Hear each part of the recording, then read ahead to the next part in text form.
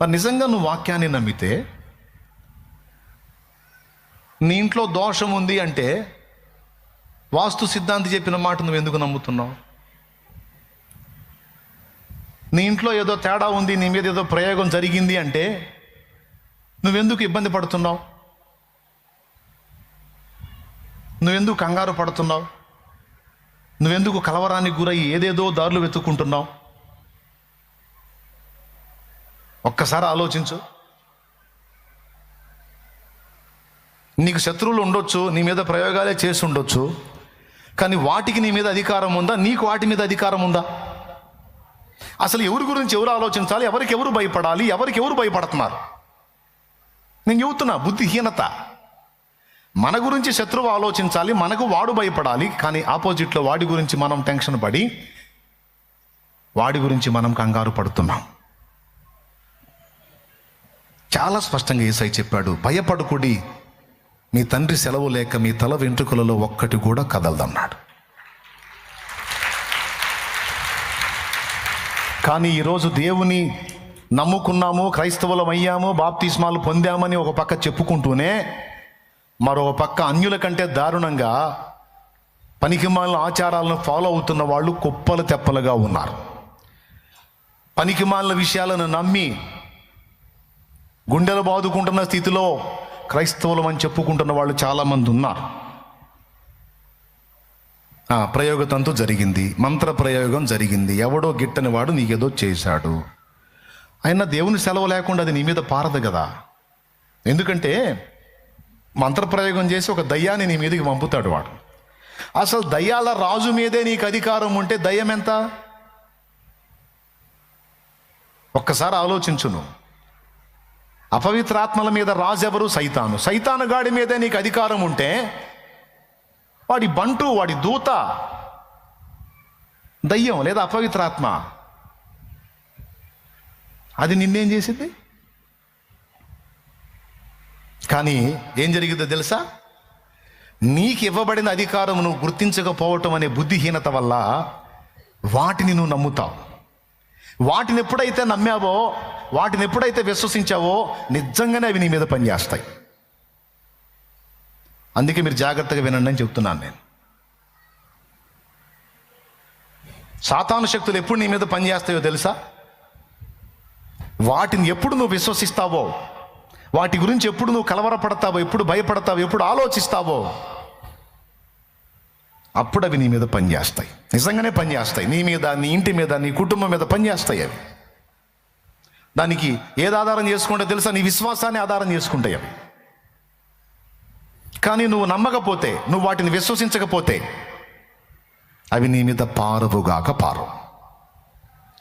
ఎందుకంటే ఇక్కడ నువ్వు నీకు ఇవ్వబడిన అధికారాన్ని గుర్తుపట్టుకోవాలి. నీ అధికారాన్ని నువ్వు గుర్తుపట్టకపోవటం నీ బుద్ధిహీనత. అందువల్లనే నువ్వు వాడి చేతిలో తన్నులు తింటున్నావు. రాజుగారి కొడుక్కి వాడు రాజుగారి కొడుకు అన్న సంగతి తెలియాలి, లేకపోతే పనుడి చేతి కూడా తన్నులు తింటాడు వాడు. ఇప్పుడు ఈజీగా అర్థమైంది అనుకుంటున్నాను మీకు నేను. దేవునికి స్తోత్రం కలుగును గాక. ఏం చెప్పండి? రాజుగారి కొడుక్కి వాళ్ళ అయ్య రాజు అని అర్థం కావాలి, మిగిలిన వాళ్ళంతా వాళ్ళ అయ్య కింద పనోళ్ళు అని అర్థం కావాలి. అది అర్థం కాకపోతే వాడు అందరికీ భయపడాల్సిందే. ఆఖరికి వాడికి పరిచర్య చేయడానికి వచ్చినాడు కూడా వాడిని అంటాడు. వాస్తవంగా వీడు ఏం చేయాలో వాడిని కమాండ్ చేయాలి, కానీ వాడు వీడిని కమాండ్ చేస్తాడు. ఎందుకు? వాళ్ళ అయ్య రాజు అన్న సంగతి వీడికి తెలియదు కాబట్టి, వీడికి ఆ విషయంలో బుద్ధిహీనత ఉంది కాబట్టి. ఈరోజు దేవుడు నీకు ఇచ్చిన అధికారాన్ని నువ్వు గుర్తు పట్టకపోతే అది వాడికి ఒక ఆయుధంగా మారుతుంది. ఆ దయ్యాలు ఏం చెప్పుకుంటే తెలుసా? ఆకారం ఉంది, కింటా ఉందిలే కానీ, చర్చికి అయితే పోయిద్దిలే కానీ, ఈ పిచ్చిదానికి దేవుడు ఏం అధికారం ఇచ్చాడు ఈ నిద్రమోహం దానికి తెలియదు, ఈ నిద్రమోహం వాడికి తెలియదు. కాబట్టి మనకేం ఇబ్బంది లేదు, ఆడుకోవచ్చు ఒక ఆట.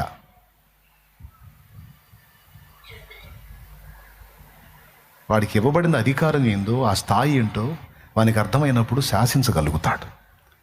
భక్తులకు అది అర్థమైంది కాబట్టి ప్రకృతిని శాసించారు, దయ్యాలను శాసించారు.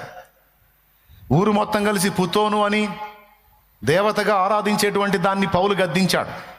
ఏయ్ అపవిత్రాత్మ, యేసు నామములో ఆజ్ఞాపిస్తున్నాను, ఆ బిడ్డని విడిచి పో అంటే జంపది.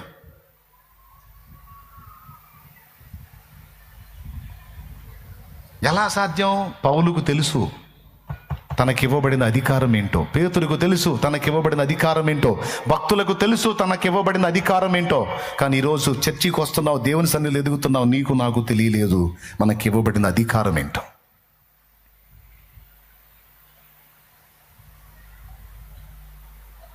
పెద్ద పెద్ద కంటైనర్లు వెళ్తుంటాయి హైవే రోడ్ల మీద, పెద్ద పెద్ద కంటైనర్లు. ఎంతమంది తెలుసు? వెళ్తుంటాయా? యూనిఫామ్ వేసుకున్నాడు కంటైనర్తో పోల్చుకుంటే ఎంత ఉంటాడు? యూనిఫామ్ వేసుకున్నాడు కంటైనర్తో పోల్చుకుంటే ఎంత ఉంటాడండి? రోడ్డు పక్కన ఆగంటే ఆగాల్సిందే, అవన్నైనా దిగాల్సిందే. అందులో ఉన్నాడు. సార్ ఏంటి సార్ అంటాడు, కాగితాలదా, నీ డ్రైవింగ్ లైసెన్సు, దీనికి సంబంధించిన కాగితాలు మొత్తం తీసుకురా తొందరరా అని కూర్చుంటాడు. మొత్తం వాడు చెక్ చేసి ఓకే చేసిందా ఇక్కడికి వెళ్ళడానికి లేదు. ఆ పెద్ద పెద్ద బళ్ళైనా సరే పక్కన ఆపుకొని పోయి కూర్చోవలసింది అక్కడ. కారణం అధికారం.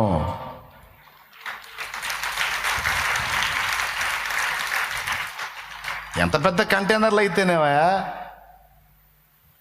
ఎలాంటి బళ్ళు అయితేనే పక్క కంటే ఆగాల్సిందే. పర్సనాలిటీ చూసా, అధికారాన్ని బట్టి. దేవునికి స్తోత్రం కలుగును గాక. హల్లెలూయా. అలాగున నీకు దేవుడు అనుగ్రహించిన అధికారాన్ని నువ్వు గుర్తుపట్టలేకపోవుట నీ బుద్ధిహీనత. అది దేవుడు తప్పు కాదు, నీ తప్పు, నా తప్పు.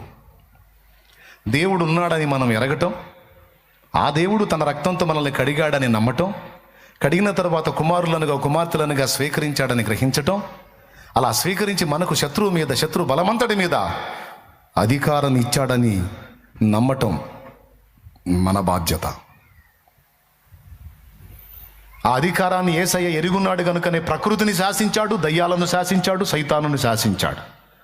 ఆ అధికారం తనకు ఇవ్వబడిందని అపోస్తలులు గుర్తించారు కనుకనే ప్రకృతిని శాసించారు, దయ్యాలను శాసించారు, రాజులను శాసించారు. గట్టిగా ఈరోజు నీకు నాకు ఇవ్వబడిన అధికారాన్ని మన గ్రహింపులో లేకుండా మనం తరచుగా మర్చిపోయేటట్టు చేసి, మనం అల్పుల్లాగా, సామాన్యుల్లాగా, హీనుల్లాగా మనల్ని మనకు చూపించి వాడు మనల్ని బుద్ధిహీనులను చేసి ఆట ఆడుకుంటున్నాడు. ఈ విషయంలో గ్రహింపు లేకపోవటం మన తప్ప కాదా? మనం చెప్పింది వాక్యమా కాదా? వాక్యానుసారంగా అధికారం ఇచ్చాడా లేదా? అధికారాన్ని వినియోగించకపోవటం మన తప్ప, ఆయన తప్ప? కాబట్టి అధికారం వినియోగించకపోయినందుకు శత్రువు వచ్చి మనల్ని తనటంలో తప్పు లేదుగా, పచ్చడి చేయడం తప్పు లేదుగా. ఇప్పుడు జరుగుతుంది అదే.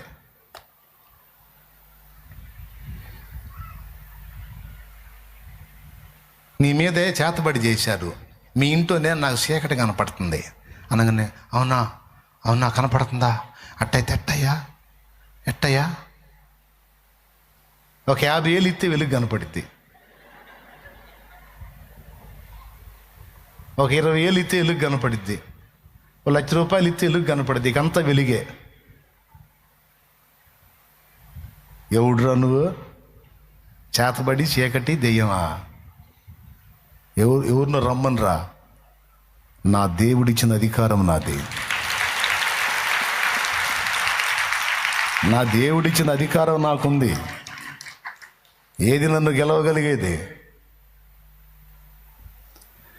ఏ నరుని రక్తమైనా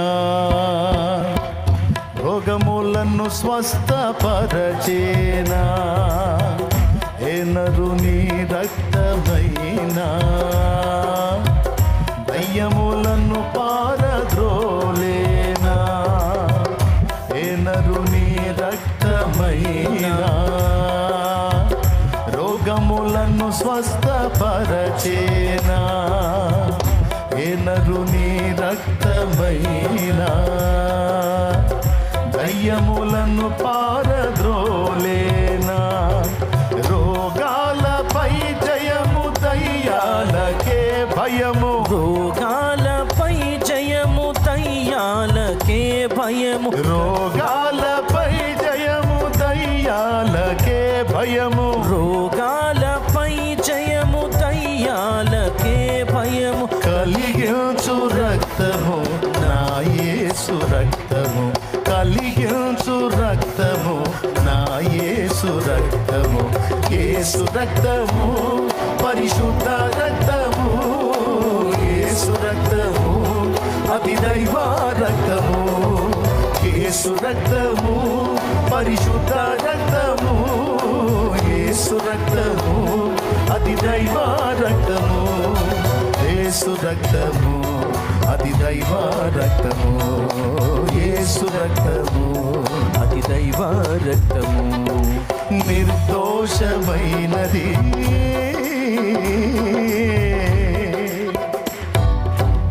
ప్రైజ్ ది లార్డ్. మీకే గ్రహస్థితి బాగలేదంట,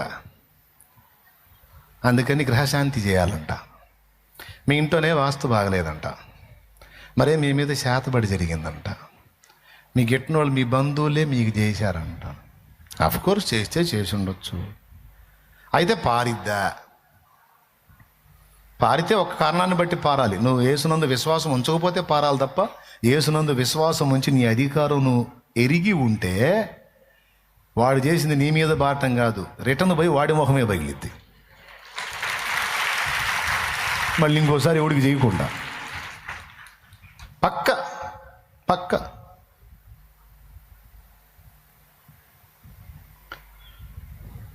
ఇవన్నీ దేవుణ్ణి ఎరిగిన నాటి నుంచి నేటి దాకా నేను తెలుసుకొని, శాంతినగర్లో నేను నివాసం ఉన్నప్పుడు తూర్పు మెరగబెట్టి పడమర పల్లం పెట్టి ఇల్లు కట్టా. ఎవరైనా కడతారా? సిద్ధాంతిని తీసుకొచ్చి ఆ ఇల్లు చూపిస్తే బయటికి పరిగెత్తుతాడు, అసలు ఏంది ఈ ఇల్లు అని. అంత విరుద్ధంగా ఈశాన్యం మూత వేయించి వాయువ్యం ఓపెన్ చేయించా. దేవునికి స్తోత్రం. తెలుసా మీకు? అసలు ఈశాన్యం మూత వేయకూడదు అంటారుగా, కావాలని ఈశాన్యం మూత వేయించి వాయువ్యం ఓపెన్ చేయించా. వాయువ్యం అంటే తెలుసా? ఈ దిక్కు. ఈశాన్యం అంటే ఇది, నైరుతి అంటే అది, ఆగ్నేయం అంటే అది. అర్థమైందా? ఒక గృహానికి తూర్పు పడమర ఉత్తర దక్షిణ 4 దిక్కులు. ఆ 4 దిక్కుల్లో ప్రతి 2 దిక్కుల మధ్య ఒక ప్రత్యేకమైనది. ఉదాహరణకి ఉత్తరం తూర్పు రెండింటి మధ్యలో ఉండేది ఈశాన్యం. ఉత్తరం తూర్పు రెండింటి మధ్యలో వచ్చేది ఈశాన్యం. తూర్పు దక్షిణం రెండింటి మధ్యలో వచ్చేది ఆగ్నేయం. ఉత్తరం పడమర రెండింటికి మధ్యలో వచ్చేది వాయువ్యం. పడమర దక్షిణం రెండింటికి మధ్యలో వచ్చేది నైరుతి. ఈ నైరుతి దిక్కు, దానిలో బరువు ఉంచాలి, ఖాళీ ఉంచకూడదు అంటారు. నైరుతి దిక్కు, నైరుతి అంటే నివృత్తి అనే రాక్షసుడు ప్లేస్ అది. అర్థమైందా? అలాగే దాన్ని ఎలా విభజించారో తెలుసా? వాయువ్య ఆగ్నేయాలు భుజాలని, ఈశాన్య ముఖమని, నైరుతి పాదాలని. అర్థమైందా? అది వాస్తు. మొత్తం మనకు ఉన్న దిక్కులు అష్టదిక్కులు. అష్టదిక్కుల్ని పరిపాలించేవారు అష్టదిక్పాలకులు. అంటే 8 దిక్కులకి 8 మంది దేవతలు ఉన్నారు. ఏ దిక్కులో తేడా వచ్చినా సరే సదరు దేవత మన మీద రివర్స్ అవుతారు. అందుకే మన ఇంట్లో దుష్ఫలితాలు వస్తాయి అని చెప్తారు. అందుకే ఇల్లు కట్టేటప్పుడు వాస్తు ప్రకారం చూసి కట్టాలి అంటారు. నేను చెబుతున్నాను, మీకు దేవుడు ఒక్కడా 8 మందే? ఆకాశ గగనాలను నీ జేనతో కొలిచితివి, ఆకాశ గగనాలను నీ జేనతో కొలిచితివి, శూన్యములో ఈ భూమిని వ్రేలాడదీసిన నా యేసయ్యా, శూన్యములో ఈ భూమిని వ్రేలాడదీసిన నా యేసయ్యా,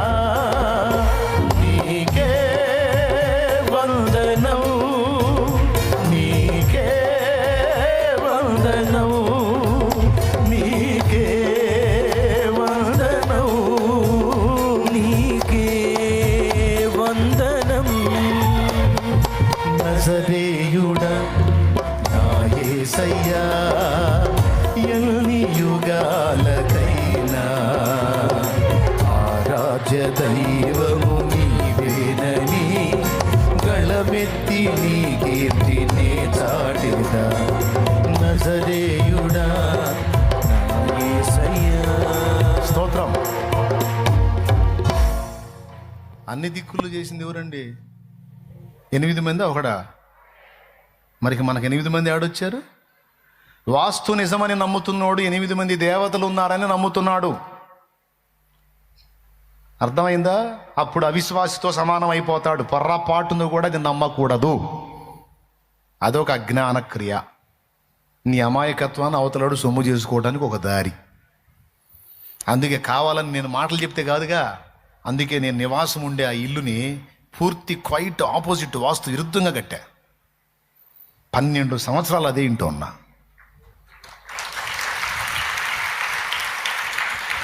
నోరు మంచిదైతే ఊరు మంచిదని, మన హృదయము మన జీవిత విధానం దేవుని ఎదుట క్రమంగా ఉండి దేవుని కృప పొంది దీన మనస్కులమై ఉంటే నువ్వు దయ్యాల కొంపలో ఉన్నా కూడా నీ నిమిత్తం అది దేవాలయంగా మారుస్తాడు ఆయన.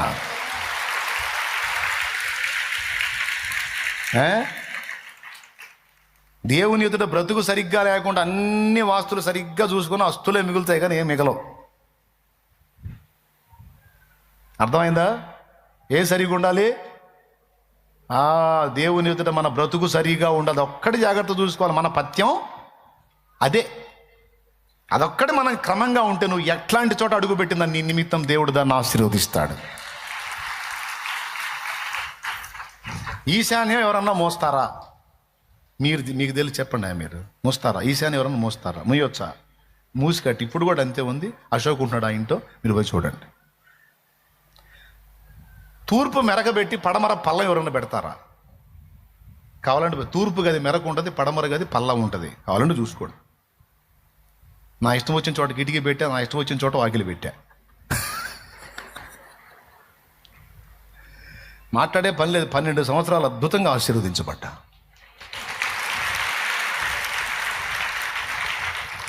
వాస్తు పురుషుని ముఖం ఉండేదట ఈశాన్య భాగం, అందుకే బరువు వేయకూడదంటారు. అర్థమైందా? ఈశాన్య భాగం వాస్తు పురుషుని ముఖం, అందుకే ముఖం మీద ముయ్యకూడదు, ముఖం మీద బరువు వేయకూడదు. వాస్తు పురుషుని పాదాలు ఎక్కడ? నైరుతి భాగంలో ఉంటాయి, అందుకని అక్కడ బరువు వేయాలి. అది నీచ స్థానం. అక్కడ ఏ ఎరువు దెబ్బైనా ఏదైనా వేసుకోవచ్చు, వాష్రూమ్స్ కట్టుకోవచ్చు, అక్కడ ఏదైనా చేయవచ్చు, వెయిట్ వేసుకోవచ్చు. అక్కడ ఇక్కడ వేయకూడదు అంటారు.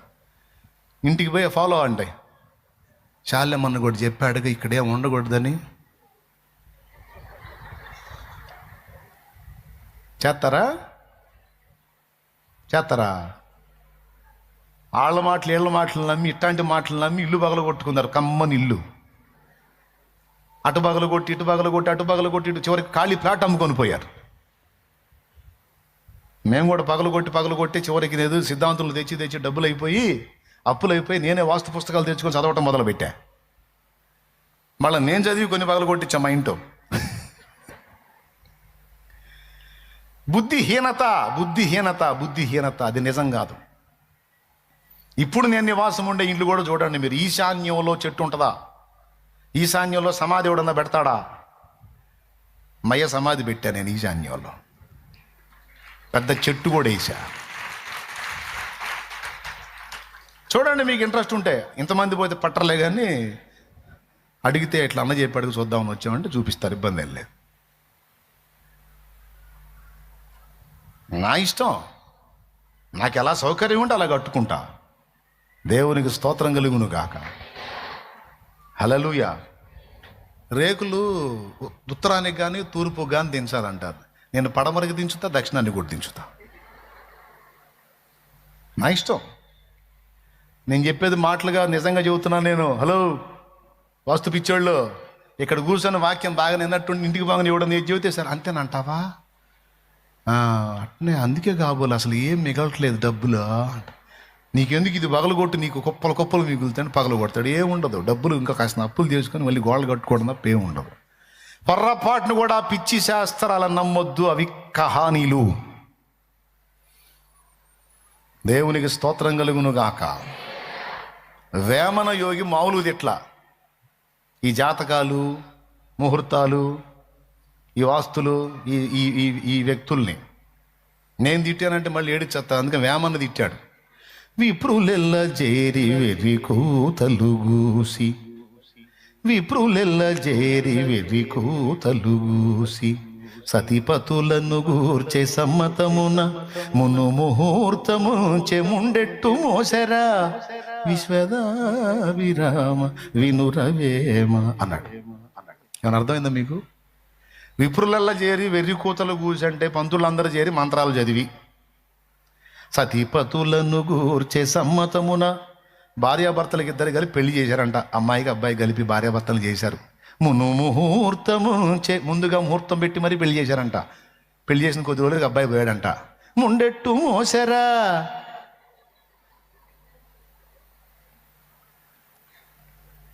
అరే వెర్రి కూతలు కూస్తివి, మును ముహూర్తం ఉంచితివి, అన్నీ చేస్తేవి, అబ్బాయి పోయే ఎందుకు పోయాడురా? ముహూర్త బలం చాలలేదా? జాతక చక్రం సెట్ కాలేదా? ఎందుకు పోయాడు? నక్షత్ర బలం బాగలేదా? అన్ని చూసి పెట్టావుగా. అదంతా దైవాధీనోరా నాయన.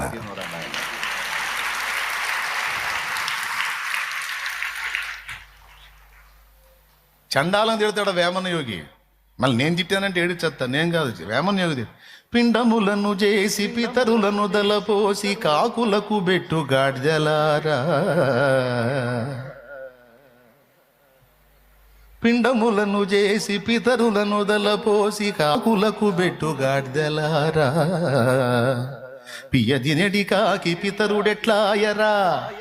అరే నీ తెలివి తగలయ్యా. విశ్వదాభిరామ వినురవేమ. ఇవన్నీ చెబుతానని నేను నచ్చను వాళ్ళకి. దేవునికి స్తోత్రం కలుగును. హల్లెలూయా. మరి లేకపోతే కాకి ఏది పెడితే అది తింటుంది. అది పితరుడైంది. నేను కాదు అంది, వేమన అన్నాడు. వేమన. మళ్ళీ వేమన్న అన్న కూడా వేమన్న కాదంట, వేమన. యోగి వేమన ఆయన. ప్రియులారా, నమ్మేవాడు ఉంటే చెప్పేవాడు చాలా చెబుతాడని, నాయనా నీ అమాయకత్వాన్ని అవతలవాడు సొమ్ము చేసుకోవడానికి నీ బుద్ధిహీనతను వాడుకుంటాడు సైతానైనా మానవుడైనా. కాబట్టి ఇక ఆ వెర్రితనంతో మోసపోయింది చాలు, బుద్ధిహీనత చాలు. సమస్తము మీద అధికారము నీకు అనుగ్రహించిన దేవుడు నీకు తోడై ఉన్నాడు. పనికి మాలిన గుడ్డి శాస్త్రాలను నిజమని భ్రమించి మోసపోయింది చాలు చాలు చాలు, ఇంకొద్దు, చాలు చాలు, ఇంకొద్దు ఇంకొద్దు. వాటిని ఫాలో అయినంత కాలం నాశనం అయ్యాం, ఇబ్బంది పడ్డాం. మొత్తం తీసుకెళ్ళి దెబ్బలో కొట్టి యేసుప్రభు పరిశుద్ధ గ్రంథం బైబిల్ తెచ్చుకొని ప్రార్థన చేయటం, చెడుతనం మానుకోవటం, క్రమంగా జీవించడం ఎప్పుడైతే మొదలు పెట్టామో బ్రతుకు ఆశీర్వాదం వైపు అడుగులేసింది. ఆ రోజు నుంచి ఈ రోజు దాకా దాదాపు 24 సంవత్సరాలు దేవుని కృపలో వర్ధిల్లుతా ఆయన ఆనందాన్ని అనుభవిస్తూ ఉన్నాం. మీ అందరికీ కూడా ప్రేమతో చెప్తున్నాను, మన బుద్ధిహీనతే సైతానుగాడికి బలమైన ఆయుధం. మన అమాయకత్వం, వెర్రితనమే వాడికి ఆయుధం. ఆ ఛాన్స్ ఇవ్వద్దు. ఒకళ్ళు వస్తారు, ఒకళ్ళు ప్రార్థన చేసేవాళ్ళు కూడా ఉన్నారు. ఆర్టిస్టులు, మంచి ఆర్టిస్టులు ఉన్నారు. ఈయన్ని బకరాన్ చేయాలంటే ప్రార్థన చేస్తా, స్తోత్రం స్తోత్రం, ఏందో నాకు అంత చీకటి కనపడుతుంది అంట. కళ్ళు తెరిస్తే వెలుగు కనపడుతుంది, కళ్ళు పోతే ఊడికని చీకటి కనపడుతుంది కదా. మీరు కళ్ళు ముయ్యండి, మీకేం కనపడుతుంది చూద్దాం. ముయ్యండి, కళ్ళు ముయ్యండి, ఏం కనపడుతుంది? కళ్ళు తెరు. పాట పాడాడు, కన్ను తెరిస్తే వెలుగురా వెలుగురా, కన్ను మూస్తే చీకటి. నేను చెప్పనా? వీళ్ళు చీకటి అనగానే వాళ్ళు ఫిక్స్ అయిపోతారు. ఇక మా ఇంట్లో చీకటి, మా ఇంట్లో చీకటి, మా ఇంట్లో ఏదో జరిగిద్ది అనగానే సైతాన్ గారు టిష్యమని దేవుడి దగ్గరికి పోతాడు. దేవుడి దగ్గరికి పోయి అదిగో ఆమె ఆయన ఇద్దరు నమ్ముతున్నారు, వాళ్ళకి ఏదో జరిగిద్ది అని. వారి నమ్మిక చొప్పున చేస్తానన్నావుగా, చెయ్యి, నాకు అవకాశం ఇయ్యి అంటే ఆయన అంటాడు సరే పో అంటాడు. అప్పుడు నిజంగానే వస్తాడు సైతాన్ గాడు. ఇప్పుడు చీకటికి స్వాగతం పలికింది ఎవరు? ఆమె చెప్పింది లేదా ఆయన చెప్పాడు. ఇక నువ్వు నమ్మటం మొదలుపెట్టు, ఆ నమ్మకాన్ని ఆధారం చేసుకొని నిజంగానే దెయ్యం కదిలింది. దీన్ని బట్టి నీకేమర్థమైంది? మీ ఇంటి చీకటి కనపడుతుందంటే కళ్ళు తీరు అక్కాయ అనాలా? ఏందమ్మా నువ్వు చీకటి కనపడింది అంటే కళ్ళు మూస్తే చీకటే కనపడిద్ది, కళ్ళు తిరిగి వెలుగు కనపడిద్ది. నువ్వేం చెప్పబోతున్నావు మాకు తెలిస్తే రోజు ఇంట్లో ప్రార్థన చేసుకుంటాం, పాపాన్ని వదిలేసాం, వాక్యానుసారంగా బతుకుతున్నాం, దేవుడు మాకు తోడై ఉన్నాడు, మా ఇంట్లో ఆయన సన్నిధి ఉంది, మా ఇంట్లో ఆయన సన్నిధి ఉంది, చీకటి లేదు, నీ పిండా కూడలేదు పో, నీకు పట్టింది చీకటి బట్టి తిరుగుతున్నావు, కొంపలం పడిపో అని తర్వాత దేవునికి స్తోత్రం కలుగును గాక. తప్పదిగా మొహమాటం లేదు, ఇట్లాంటి ఫ్రాడ్స్ జరుగుతున్నాయి. దయచేసి ఈ విధంగా ఎవరు నిన్ను మోసగించినా దయచేసి మోసపోవద్దు. నీ అమాయకత్వాన్ని అవతలాలు సొమ్ము చేసుకునే అవకాశం. ఒకవేళ నిజంగా దుష్టశక్తి నీ మీద దాడి చేస్తూ ఉంటే ఆ దాడిని దేవుడే నీకు బయలుపరుస్తాడు. మోకాళ్ళు నీ ప్రార్థన చేయి, నువ్వు ప్రార్థన చేయి, వదిలిపోయింది. వాటి మీద నీకు అధికారం ఇచ్చాడు. ఏది కూడా నీ దెబ్బకి అది దడుచుకోవటమే కానీ దాని గురించి నువ్వు ఆలోచించాల్సిన అవసరం లేదు, భయపడాల్సిన అవసరం లేదు. మొదటిది అది. రెండవది చెప్పండి, నోరు మంచిదైతే దేవుని ఎదుట నీ హృదయం క్రమంగా ఉంటే, దేవుడిచ్చిన అధికారం మీద నువ్వు విశ్వాసం ఉంచితే తిరుగుండదు నీకు. అతి రాసుకో, అంతే రాసుకో. నిజంగా నేను చెప్పేది అతి. వాడు ఏం లేదు, జస్ట్ గెయిన్లు పెంచుతూ ఉంటాడు అంతే. కొద్దిగా ఏదన్నా నీకు ఒకటి స్టార్ట్ అయింది అనుకో, దాన్ని జస్ట్ గెయిన్ పెంచుతూ ఉంటాడు, అతి చేస్తుంటాడు అన్నమాట వాడు. అంటే అలాగే చెప్పేదా? ఇప్పుడు సహజంగా ఏదన్నా సమస్యను బట్టి మనకు భయం అనేది ఉంటుంది. కానీ వాడేం చేస్తాడు తెలుసా? నీలో ప్రవేశించిన భయాన్ని గెయిన్ చేస్తూ ఉంటాడు వాడు, అతి చేస్తూ ఉంటాడు. అంటే అతి భయం. పద్దాకల దాని గురించే భయపడి హార్ట్ స్ట్రోకులు తెచ్చుకుంటారు, షుగర్లు పెంచి పడేస్తారు. అన్నయ్య నేను రొట్టె తింటున్నాను అన్నయ్య, జొన్న రొట్టె, అయినా సరే 450 ఉంటుంది అన్నయ్య. చూడన్నయ్య ఎట్ట అయిపోయాను. ఏంటిది 450? ఇంకోటి 600 ఉంటుంది అన్నయ్య. ఇంకా మిషన్ చూపించట్లేదు అన్నయ్య. ఇంకేం చూపించిద్దామా, పెంచి పడేసావుగా. ఎందుకు పెరిగిపోయింది అంతసేటు? భయం. సహజంగానే పాపాన్ని బట్టి మనలో ప్రవేశించిన భయం సాతాను ఎక్కువ చేస్తాడు, అతి చేస్తాడు. భయపడుట వలన మనుషులకు ఉరివచ్చును అని రాస్తుంది బైబిల్లో, సామెతల గ్రంథంలో. చూస్తారా? నీకు తెలియందా? తీసుకోండి దమ్ముంటే.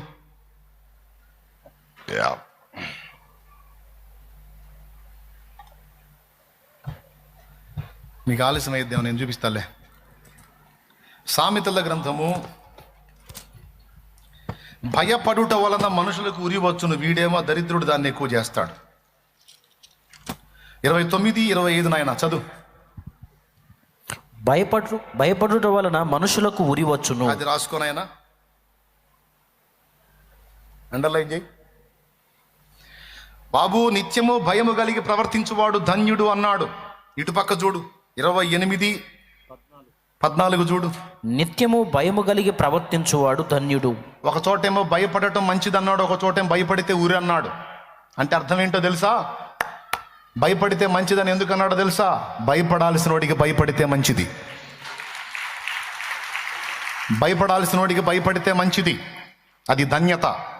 ఆ ఒక్కడికి భయపడి నువ్వు క్రమంగా నడుచుకున్నావు అనుకో, ఇక దేనికి నువ్వు భయపడాల్సిన అవసరం లేదు. ఆయనకు భయపడి నువ్వు ఉంటే ఇక దేనికి నువ్వు భయపడాల్సిన అవసరం లేదు.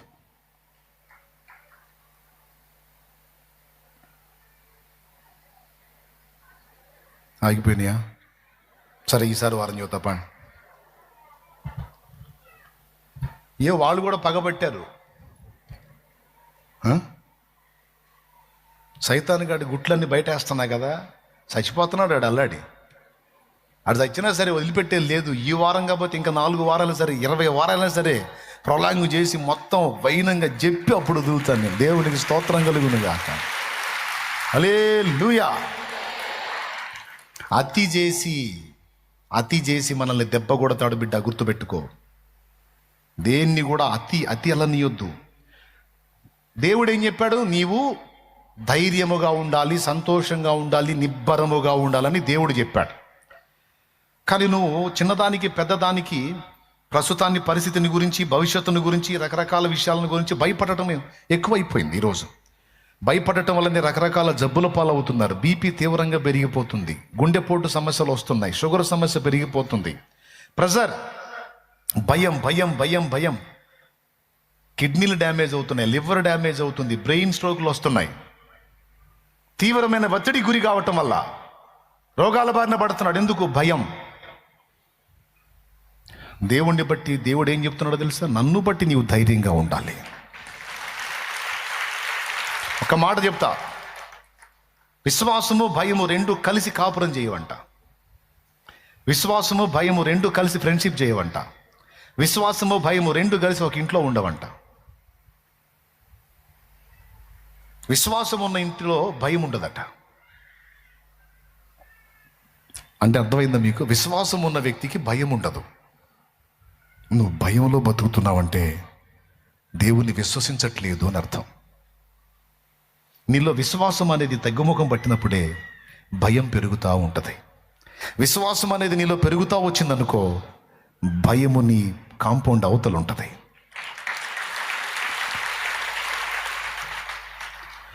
ఆయన్ని తెలుసుకోకముందు భయపడి, ఆయన తెలుసుకున్న తర్వాత భయపడి అర్థం లేదు కదా సోదరా. చెప్పాడు కదా స్పష్టంగా, నీవు భయపడొద్దు అని.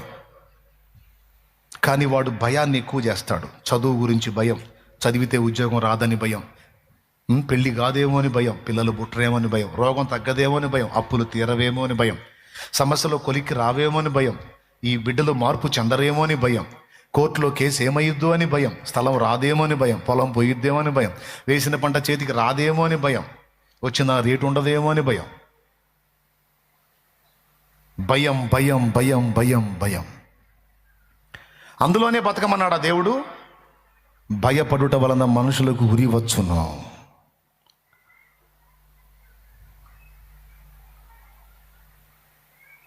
సెకండ్ షో సినిమాకి వెళ్ళి ఒకడు ఊరికి వెళ్తున్నాడు. ఊరు బయట శ్మశానం ఉంది, శ్మశానం పక్కన ఒక ఇల్లు ఉంది. ఆ ఇంట్లో నైట్ ఎట్టిన కరెంటు పోయేసరికి వాడు ఇంట్లో ఉంచి ఆ శ్మశానంలో సమాధి మీద కూర్చొని ఇసురుకుంటున్నాడు. ఈ సెకండ్ షో సినిమాకి పోయి వస్తున్నాడు. వస్తానే ఆ శ్మశానం దగ్గర రాగానే అనుమానంగా వస్తున్నాడు, వీడు దయ్యాలు ఉంటాయని. కొంచెం ముందుకు రాగానే ఊరు ఎంట్రన్స్లో వచ్చేటప్పటికి వీడు సమాధి మీద కూర్చొని ఇసురుకుంటున్నాడు. ఆ చీకట్లో మనిషి కనపడుతున్నాడు, ఇసురుకోవటం అర్థమవుతుంది. వీడు అడిగాడు, ఏంటి ఎడగొచ్చున్నావు ఏంది అన్నాడు అనుమానంగా. వాడు అన్నాడు, లోపల ఒక్కబోస్తుంది అందుకని బయటకు వచ్చి ఇసురుకుంటున్నాను. ఇకంతే. ఆ మాట పూర్తి కాకముందు వీడు పరిగెత్తాడు. ఉన్నపాటు నీడు పరిగెత్తేసరికి ఈడు ఎంటబడి వాడు పరిగెత్తాడు. ఏంది వీడికి ఏం కనపడిందో అని. పరిగెత్తి పరిగెత్తి పరిగెత్తి ఆ దరికి చేరారు.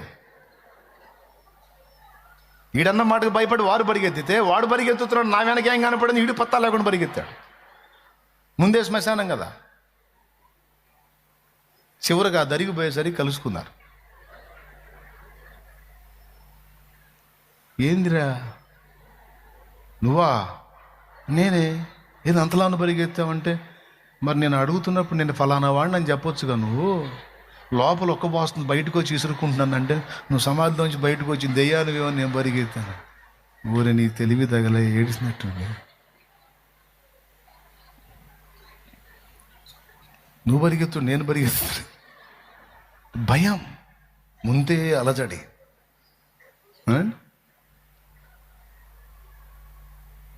బొప్పిడి నుంచి రాజాపేట పోయే రూట్ ఉందిగా. పాష్ గారు మొన్న చూస్తున్నాడు, మా పాష్ గారు. అక్కడేదో ఒక మర్డర్ జరిగిందంట. ఆ డెడ్ బాడీ అక్కడ ఉందో తీశారో తెలియదు. అప్పట్లో కొన్ని సంవత్సరాల క్రితం నైట్ 12-1 గంట ఇంకా డెడ్ బాడీని తీయలేదు అనుకుంటున్నారు జనాలు. ఊరు బయట ఉంది అది. ఇప్పుడు ఆ రూట్లోనే వెళ్ళాలి ఈయన కొంచెం అలజడిగా ఉందంట. నైట్ 1 గంట అవుతుంది అని ఆ ఊరు బయటికి వెళ్ళి, బొప్పిడి ఊరు బయటికి వెళ్ళి అక్కడ నుంచి రాజాపేట, కొత్త రాజాపేట పోవాలి. ఎవరన్నా వస్తే తోడు చేసుకొని పోదాంలే అని ఆగాడంట. ఆ జామున ఎవరు వస్తారు, ఎంతసేపు చూసినా ఎవరు రాలా. చివరికి ఒక పాల ఆయన పోతున్నాడంట. పాలాయన. నైట్ అంతా తిరిగి డబ్బులు వసూలు చేసుకొని అతను పోతున్నాడు. ఇక అతను అక్కడ చూశాడు, రైట్ ఇతను తోడు చేసుకొని వెళ్ళొచ్చులే అనుకుని అతను సమీపంలోకి రాగానే బండి స్టార్ట్ చేశాడు. ఇతను ఇప్పుడు దాకా సైలెంట్గా ఉన్నాడు, నన్ను చూసి బండి స్టార్ట్ చేశాడు ఏందని ఇక అతను పెంచడం మొదలుపెట్టాడు. ఇదేంద్ర ఇప్పటిదాకా ప్రశాంత్కి వచ్చి ఎంత స్పీడ్ పోతున్నాడు ఏందని ఇతను స్పీడ్ పెంచాడు. ఇతడు స్పీడ్ పెంచి అతను పెంచి ఇతడు పెంచి అతను పెంచి ఒకడికొకడు అందకుండా పత్తా లేకుండా పోయారు.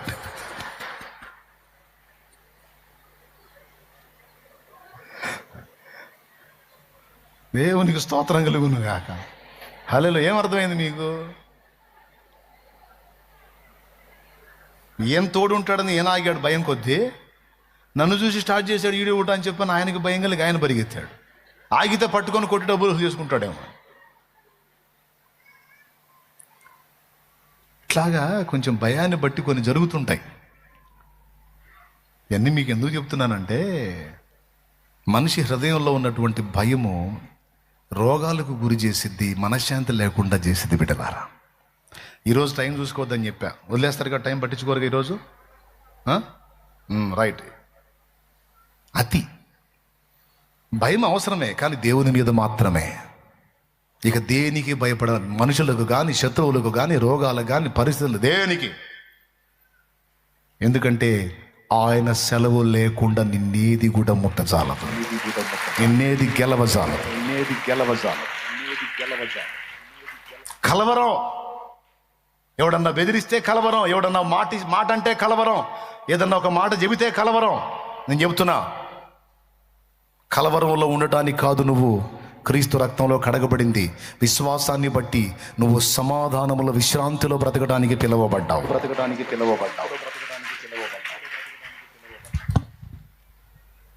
ఇంక లేచి నిలబడండి.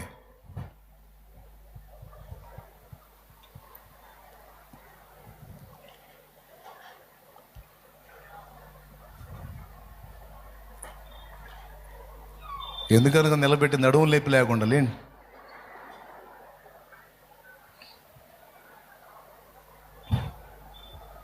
ఎందులో ఉండొద్దని చెప్పాడు దేవుడు? భయపడుట వలన మనుషులకు ఏమొచ్చును? ఉరి. భయపడితే తప్పేందన్న అంటారు కొంతమంది. భయపడితే పోతావని చెప్తున్నాడు దేవుడు. మరి ఏం చేయాలా? నన్ను బట్టి ధైర్యం తెచ్చుకో. నువ్వు భయపడితే నాకు భయపడాల్సిందే, కానీ ఇక దేనికి ఎవడికి ఏ కారణాన్ని బట్టి కూడా నువ్వు భయపడాల్సిన అవసరం లేదు. నేను నీకు తోడుగా ఉన్నాను అంటున్నాడు. ఎవరు నీకు తోడుగా ఉన్నారు? తుఫాన్లు ఎన్ని ఎదురైనా, పెనుగాలు ఎన్ని ఈడ్చి కొట్టినా, ఆయన నీ దోణిలో ఉన్నంత వరకు నీ దోణె మునకకు గురి కాదు. ఆయన అంటాడు, ఎందుకు భయపడుతున్నావు? నా దగ్గరికి వచ్చి కూడా ఇంకా నువ్వు భయంలోనే కలవరంలోనే ఉన్నావా? నీకు ఇంకా నమ్మకం కుదరలేదా? నీకు ఇంకా విశ్వాసం రాలేదా? పిచ్చి మొహమా, వదిలేయి. నేనున్నాగా, నన్ను బట్టి నువ్వు ధైర్యం తెచ్చుకో. ఈ అతి అనేది ఏ విషయాల్లో చేస్తాడో ఈసారి చెబుతా, ఎందుకు హడావుడిగా వింటాం. కాబట్టి 2 విషయాలు చెప్పాను. ఒకటి బుద్ధిహీనత, రెండవది అతి. అతిలో నంబర్ 1 వచ్చింది ఏది? భయం. ఈరోజు దేవుని బట్టి మీకు ప్రేమతో చెప్తున్నాను, భయపడొద్దు బిడ్డలారా. సమస్యలు ఏవైనా కావచ్చు, శ్రమలు ఎన్నైనా కావచ్చు, అన్నిటిని అధిగమింపజేసి నువ్వు అడిగిన దానికంటే, ఊహించిన దానికంటే ఉత్తమమైన స్థితికి చేర్చగల దేవుడు నీకు తోడుగా ఉన్నాడు. ఇది నమ్మాలి నువ్వు. నువ్వు ఆలోచిస్తే మనుషుల గురించో, శత్రువుల గురించో, సమస్యల గురించో కాదు. నువ్వు ఆలోచిస్తే ఆయన గురించి ఆలోచించాలి. నువ్వు భయపడితే ఆయనకు భయపడాలి. ఇక మిగిలిన ఆయన చూసుకుంటాడు. నేనేదో ఈరోజు మాటలు చెప్తున్నానని కాదు, నేను నిజంగా ఆయన నమ్మాను, ఆయన నాకు తోడై ఉన్నాడు, ఇక నేను దేనికి భయపడాల్సిన అవసరం లేదని. వాస్తులు లేదు, సిద్ధాంతాలు లేదు. అమావాస్య రోజు స్లాబ్ వేయించా. మొన్న ఇల్లు కట్టంటే అమావాస్య రోజు స్లాబ్ వేయించా. ఎవడని వేపిస్తారా చెప్పు? మరి దమ్ముంటే చెయ్యి. వేరే కుటుంబాలకు చెందిన వ్యక్తులు చనిపోతే నా ఇంటి ముందు పెట్టుకొని సమాధి కార్యక్రమం చేశా. చాలా మందిని నా ఇంటి ముందు, ఇతరులను తీసుకొచ్చి నా ఇంటి ముందు పెట్టుకొని సమాధి కార్యక్రమం చేశా. తెస్తావా మరి నీది కాని వ్యక్తిని నీ ఇంటి ముందు పెట్టుకుంటావా? దమ్ముందా? ఈశాన్యం మోస్తావా? దమ్ముందా? దడా పోతానేమో అని చెప్పు. మరి వాస్తు మీరుతావా? మీరు చూపించా, ఆధారాలు ఉన్నాయి. ఓ భర్త చనిపోయిన విధవరాలు 3 రోజులు కూడా కాకుండా చనిపోయినటువంటి ఆమె భర్త చనిపోతే ఆ 3 రోజులు కూడా ఆమె 3 రోజులు కూడా గడవకుండా ఆమె నీ ఇంటికి రానిస్తావా? ఎంతోమంది ఆడపిల్లల్ని నా ఇంట్లో పెట్టుకున్నా వాళ్ళని ఎవరు రానియకపోతే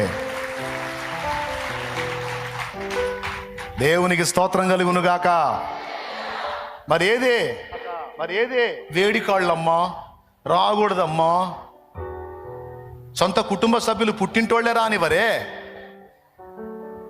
దేవుని కృపను బట్టి నా ఇంట్లో పెట్టుకున్నా నా ఆడపిల్లలో ఒక ఆడపిల్ల తల్లి ఉండని. ఏం కాలేదే. దాదాపు 18 సంవత్సరాలుగా ఈ పని చేస్తా ఉన్నా నా తండ్రి నన్ను ఆశీర్వదించాడు కానీ శాపానికి అప్పచెప్పలేదే. చెప్పు, ఎయ్యి నీ సిద్ధాంతాలు. విధవరాలు ఎదురొస్తే మా అమ్మ వెనక్కి పిలిచిది నన్ను, బాయ్ రారా అంటది.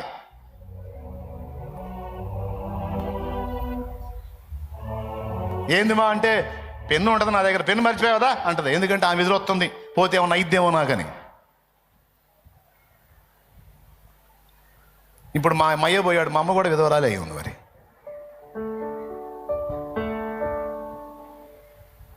చెబుతున్నా, తర్వాత తెలుసుకొని మారిందిలేండి. అంటే సిద్ధాంతాలు అలాగ ఫాలో అయ్యి, ఆచారాలు ఫాలో అయ్యి ఏం జరిగిద్దో విధవరాలు మనిషి కాదా? ఇంకొక విచిత్రమైన మాట చెప్పనా? భర్త బతికున్న స్త్రీ పక్కన భర్త ఉంటాడు, భర్తను కోల్పోయిన విధవరాలి పక్కన దేవుడు ఉంటాడు. ఏది దీవెనకరమైందో, ఏది ఆశీర్వాదకరమైందో దాన్ని శాపంలాగా మనకు చూపించారు దిక్కుమాలిన శాస్త్రాలు కల్పించి. విధవరాల్ని చేర్చుకోవటం ఆశీర్వాదకరం, విధవరాలకి అంత సాయం చేయటం ఆశీర్వాదకరం, విధవరాల్ని ఆదరించడం ఆశీర్వాదకరం. విధవరాల్ని శాపగ్రస్తురాల్లాగా ఎంచటం శాపం. పాపం పొలం పనికి వెళ్తా ఉంది హడావుడిగా ఒక విధవరాలు, పాపం భర్త చనిపోయిన ఆమె, దేవుని బిడ్డ. ఆటో పొలం పనికి వెళ్తున్నారు. పొలం పనికి వెళ్తున్న ఆటోలోంచి దిగింది ఒక ఆమె. దిగి డైరెక్ట్గా ముఖం మీద అంది, దరిద్రం ముఖం వేసుకొని శుభమా అంట పొలానికి పోతుంటే మాకు ఎదురుగా రాకపోతే కథ తొలగొచ్చుగా, ఏడాడి మందంతా ఎందుకు పడతారో ఏమో అనుకుంటా ఎక్కింది. ఆ మాటని చివుక్కు మంది ఈ విధవరాలి హృదయం, అబ్బా అని. మరి ఏం చేయాలా? నీ కోసం ఇంకొకళ్ళ కోసం తొలుగుతా పోతే మరి ఆమె పొలం పని చేసుకోవద్దా? ఆమె కడుపు నింపుకోవద్దా? కానీ చూటిపోటి మాటలతో ఆ బిడ్డను గాయపరిచింది, ముఖం మీదనే అనేసింది. ఏమల్లా ఆ దీనరాలు పాపం, దిక్కులేని స్థితి కదా పాపం, తనే కష్టం చేసుకోవాలి, భర్త లేడు. మరి ఏడ్చుకుంటూ వెళ్ళిపోయి ఈ మాట పలికిన మనిషి సాయంత్రం ఇంటికి వచ్చేసరికి ఇంట్లోకి వెళ్ళింది. వాష్రూమ్కి వెళ్ళాడు భర్త, పోయినోడు పోయిన దగ్గర అవుట్.